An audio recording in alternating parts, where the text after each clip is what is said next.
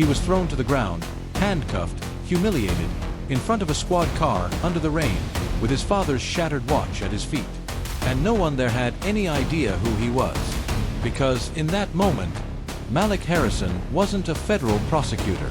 He was just another black man, torn tie, blood on his face. But when his name was finally revealed, the country stopped. The precinct collapsed into chaos. And the system, that for so long ignored the pain of many, was forced to look at itself. This isn't a movie. It happened in Baltimore. And it could happen again. To anyone. What makes a man stay silent when everything around him screams for justice? What drives someone to withhold his name, even when it could open every door? Malik knew exactly what he was doing. He wanted the world to see what happens when no one's filming. But this time, someone was. And the image of a federal prosecutor on the ground, beside a teenager handcuffed for wearing a hoodie, became a symbol of a divided nation. This isn't a story about power. It's about presence, about pain that becomes purpose, about faith that moves in silence and turns scars into courage. If you think you've seen stories about racism before, get ready, because this one goes beyond the scandal. It dives into what happens after the headline, after the apology, after the officer gets suspended. This is a story about rebuilding, about what's born when a man doesn't seek justice just for himself, but for everyone who doesn't even know they have the right to it. And above all, it's about what can happen when someone refuses to stay silent, even when the whole world expects him to.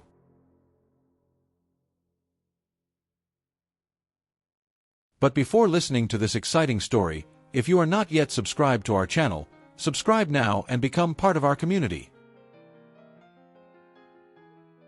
Baltimore felt suspended in time that late afternoon. The overcast sky cast long shadows over the cracked asphalt of the public hospital's parking lot. Malik Harrison turned off the engine of his aging Toyota, took a deep breath, and sat in silence for a few moments. Rain had just started tapping against the windshield, slow, hesitant drops, as if the sky was still deciding whether or not to break loose. With a precise motion, he adjusted his navy blue tie, staring into his reflection in the rear-view mirror. A neatly trimmed beard, tired eyes, and a gaze heavy with the weight of someone who knows pain, yet still chooses hope. On the passenger seat lay a worn leather briefcase, aged but flawless. Inside it were the drafts of a restorative justice program he intended to launch at the hospital, free legal support for underprivileged families. A simple gesture, maybe, but it was in places like this, away from the spotlight, that Malik found meaning. He slowly opened the car door, the humid air brushing his face. The ground smelled of wet earth and old concrete. As he made his way to the entrance, he exchanged glances with a doorman who recognized him from past visits. "Good evening, Mr. Harrison," he replied with a quiet smile and a respectful nod. The hospital entrance was lit by a cold white light that clashed with the warmth of those who served inside. Malik handed his badge to the security guard and walked down the corridor with steady steps. The hum of ceiling fans blended with the muffled conversations of families in the waiting rooms. As he passed the emergency wing, he greeted nurses, doctors, and a young resident who stopped to say, "Thank you for coming back, sir." He just nodded. The pediatric wing was his destination. Children battling serious illness. Families on edge. And him, with words that didn't heal the body, but eased the soul. As he walked, something caught his eye. A note pinned to the infirmary bulletin board, a drawing from a 6-year-old girl. "Thank you for believing in me," it read, in colorful letters, with a smiling sun beaming over the words. Malik paused for a second. He touched the edge of the paper with his fingertips. That was the reminder. That's why he kept coming back, week after week. He wasn't just a federal prosecutor. He was the son of immigrants who had survived hunger, the brother of someone who hadn't been as lucky, and a man who believed that faith only matters when it becomes action. Suddenly, a sharp sound sliced through the air like a lightning bolt tearing the silence. A scream, short, dry, urgent. Malik froze. The sound came from outside. His gaze instinctively turned toward the parking lot. His steady stride turned into a brisk walk. His still elegant frame moved with a sense of urgency, as if something inside him knew the ground was about to shift. Something's wrong. Malik doesn't know it yet, but he's about to feel the full weight of his own name.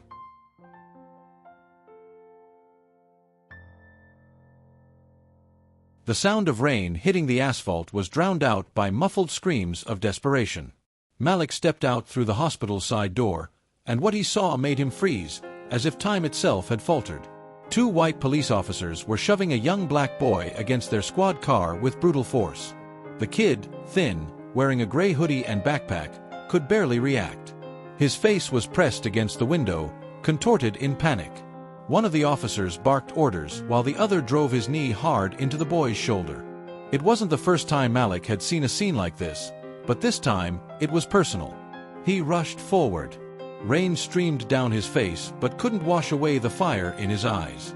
"Excuse me," he called out, raising both hands. "I'm a volunteer here. This boy is visiting his brother. He's a patient in the hospital." The taller officer, Carter Blake, turned slowly. His gaze was cold, dripping with the kind of superiority that had crushed many before. "Another hospital hero," he sneered.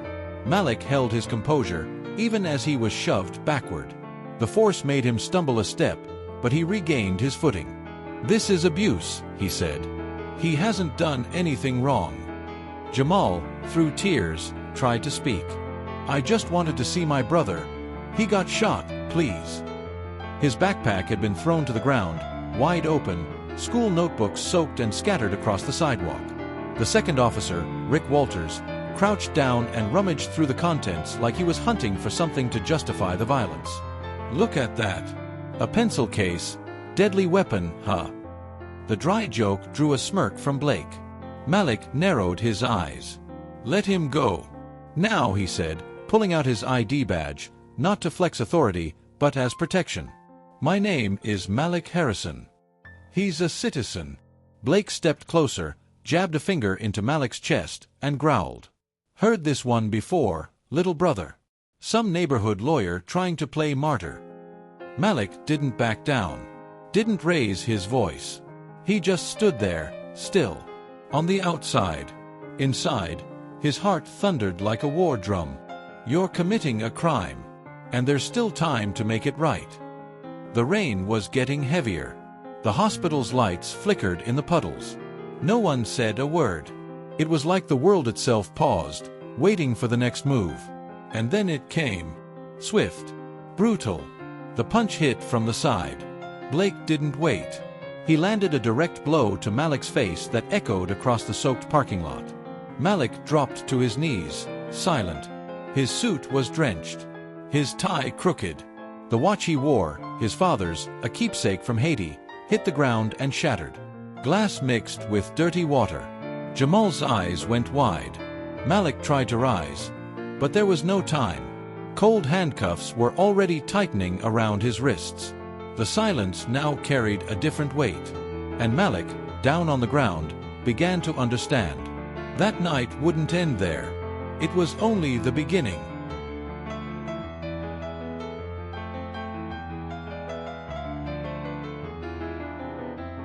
The 9th District precinct smelled of old paper and stale sweat.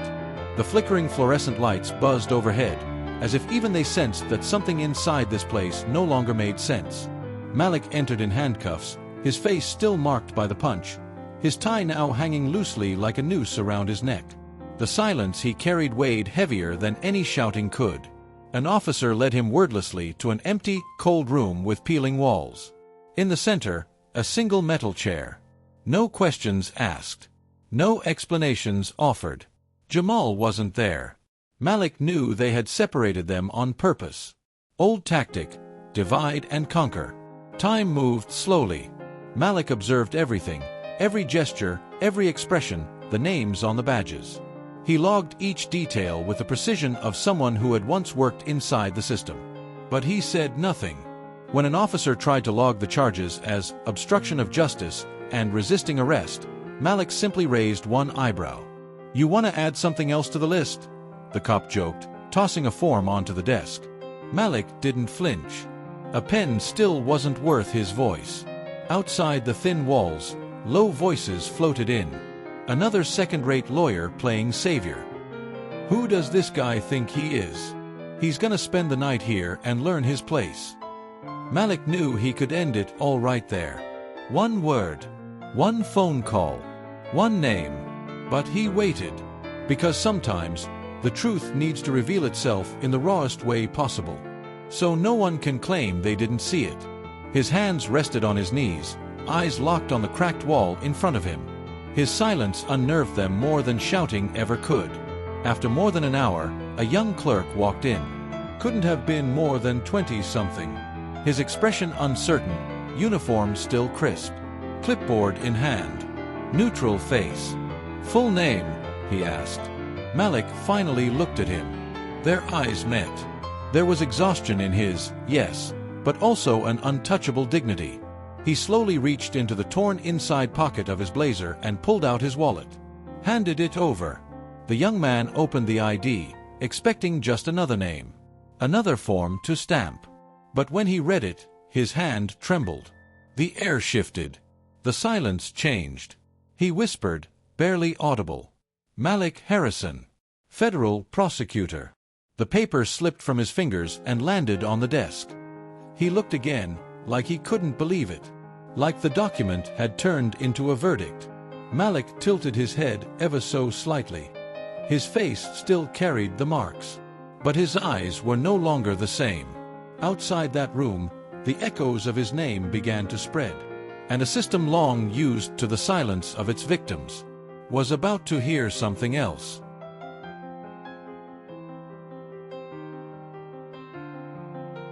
The sound of the paper hitting the desk still echoed when the young clerk walked out of the room like he was carrying a live bomb. Down the stifling hallways of the precinct, the name spread like wildfire.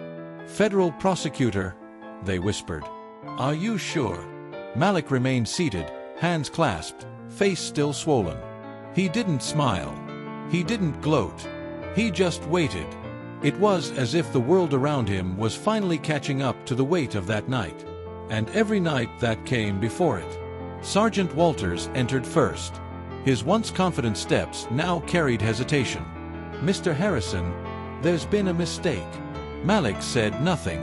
He simply looked up, slowly, letting the silence do what words couldn't.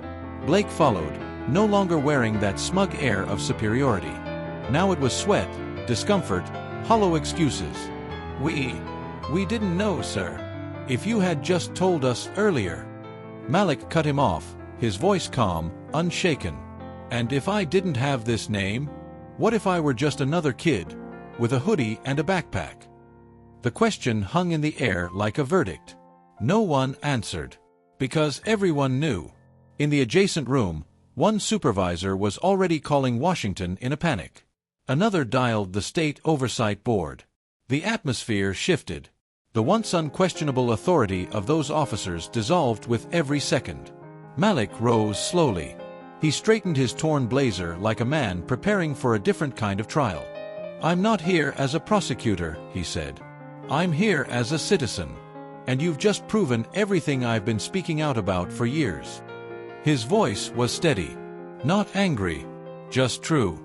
And truth, spoken plainly, without force, has a way of piercing even the thickest armor. The sound of typing blended with distant sirens. Then, something unexpected. The door opened again. A woman entered. Hair pulled tightly back. Oversight blazer. Eyes forward. She held a tablet and a folder. She gave Malik a small, respectful nod. Then turned to address the room. We received your report, Mr. Harrison. We're ready. It wasn't a typical phrase. It was a rupture. Her presence meant something rare. The system, if only for a moment, was being forced to look inward. Malik took a deep breath. For a moment, he nearly closed his eyes. The storm hadn't passed. But the wall, it had started to crack. And he knew. A single fracture can be the beginning of a revolution. The night wasn't over yet. And outside, the world had begun to watch. Unable to look away. The first image appeared quietly on a neighborhood social media page. A shaky video, filmed from a distance, captured the exact moment Malik fell to his knees in the parking lot. The rain, the impact, the shattered watch. No caption was needed. Within hours, the footage was everywhere, on news broadcasts, phones, group chats. Federal prosecutor assaulted while defending black teen. The headlines varied slightly, but the effect was the same: outrage. In the forgotten corners of the city, voices rose. For the first time, it wasn't just another name. It was a name with weight, and a story with a face. Jamal, now released, watched it all from home. His eyes still red, but now, for a different reason. His mother couldn't stop crying. "No one's ever done that for him," she whispered, running her hand through his hair. Jamal picked up his phone, opened the camera, and recorded. No script, no rehearsal. He didn't just defend me with words. He stood in my place. He hit the ground for me. And if that's not justice, then I don't know what is. The video lasted less than a minute, but it reached millions. Because when truth is clean, it doesn't need editing. In Malik's modest home in the heart of Baltimore, the lights were off. He had turned down interviews, declined invitations. He didn't want a stage. He wanted silence. Seated at the kitchen table, facing an open Bible turned to Psalm 82 verse 3. He read softly, "Defend the weak and the fatherless, uphold the cause of the poor and the oppressed." Rain still tapped against the window, as if refusing to leave. Beside the Bible sat his father's watch, now cracked. Still frozen at the exact time everything changed. The streets around the hospital began to fill. First came the neighbors, then students, then activists, pastors, mothers, young people with handmade signs. His name is Malik. Justice has color and a cost. We are all Jamal. There was no sound truck, no sponsors, but there was weight and faith, and wounds far too open to be ignored. One banner showed a broken watch with the words, "Their time is up." The chorus of voices grew, not just for Malik, but for what he stood for everything that had been silenced before. Inside the precinct, officers watched the news in silence. At the hospital, nurses remembered all the afternoons Malik showed up unannounced, just to listen, just to help. And now, across the entire city, something unseen began to move. An exposed wound, a system growing uncomfortable. And at the center, a man who didn't want revenge. He wanted meaning. He wanted transformation. But what comes after the outrage? What's left when the cameras are gone? Malik was about to make a choice. And it wouldn't happen in any courtroom.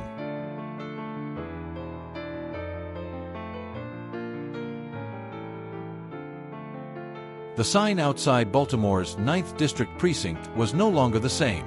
One of the letters had fallen off. The building's paint peeled even more now, as if even the walls were ashamed. Inside, silence.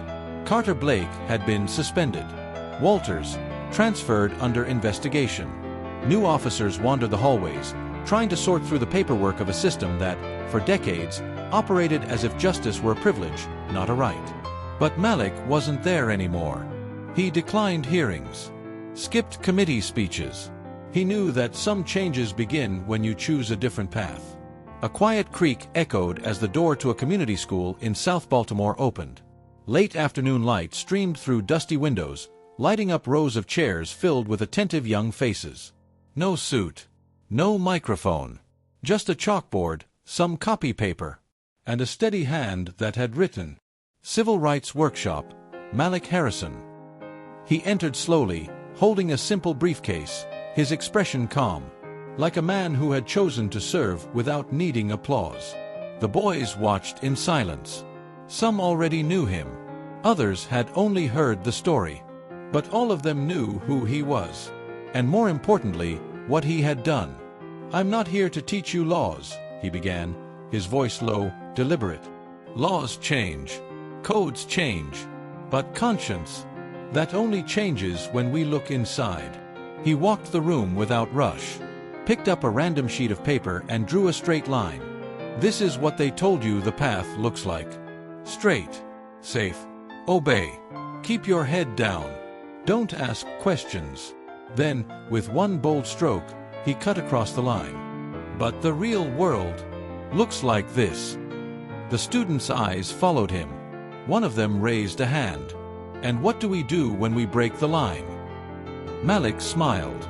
For the first time in days. You don't need to shout to change the world, he said.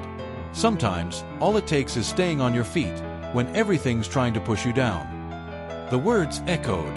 No soundtrack. Just silence. The kind that reverberates on the inside. He looked into every face.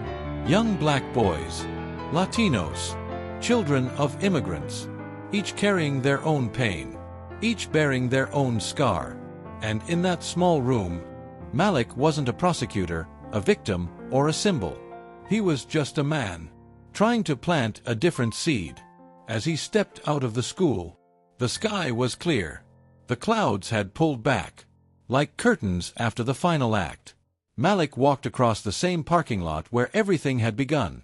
The sidewalk still wet, but no rain. A loose leaf tumbled across the ground, caught in the breeze. He looked up at the sky, took a deep breath, and for the first time, he smiled. It wasn't the smile of victory. It was peace. The peace of someone who knows that, in the end, the most powerful justice isn't the kind you sign. It's the kind you live. How many more Maliks still walk in silence? And how many Jamals are still waiting for someone to stand in their place?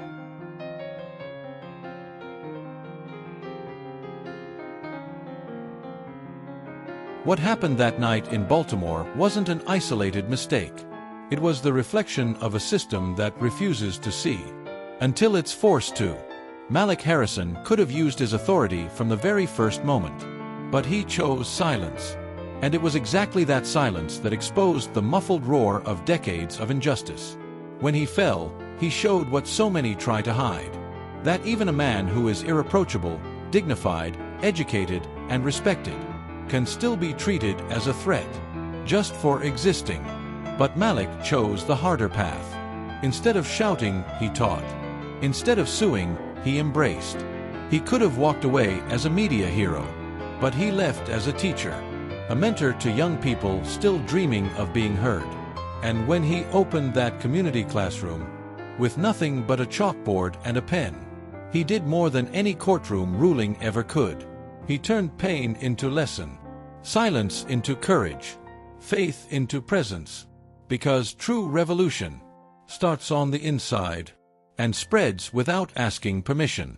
Now the question is, how many Maliks are still walking among us, waiting for a chance to speak without being cut off?